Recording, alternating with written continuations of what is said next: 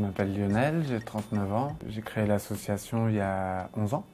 Après avoir voyagé un petit peu pour mes études, en fait, j'ai étudié l'agronomie tropicale, donc j'ai eu l'occasion de visiter le Mali, le Sénégal et d'autres pays où j'ai rencontré des artistes et des artisans récupérateurs. Et c'est ça qui m'a donné envie de les faire connaître et transmettre leurs techniques et leur savoir-faire.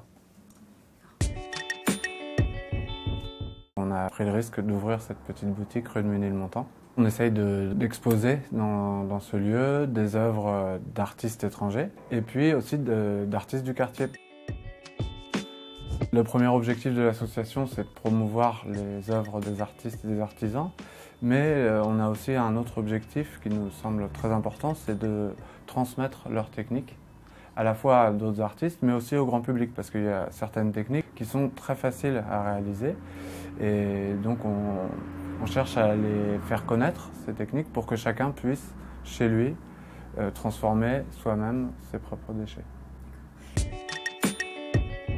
Je pense qu'en transformant soi-même ce qu'on considérait comme un déchet en un objet joli ou utile, on change notre manière de voir en fait, et de considérer les déchets. C'est des techniques développées par des artisans pauvres en général.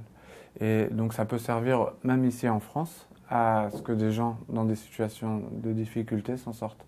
Donc on intervient par exemple dans des centres d'hébergement d'urgence pour enseigner à des personnes exclues ce type de technique qui puissent se les approprier pour créer un petit gagne-pain.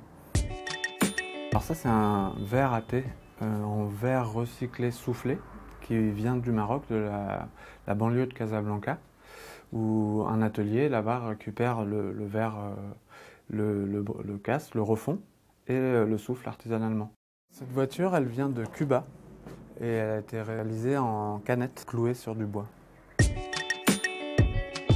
Un Paris où les Parisiens soient plus responsables de leurs actions au quotidien, de ce qu'ils consomment, de ce qu'ils jettent et de leurs relations avec les autres Parisiens, puis avec le reste du monde aussi.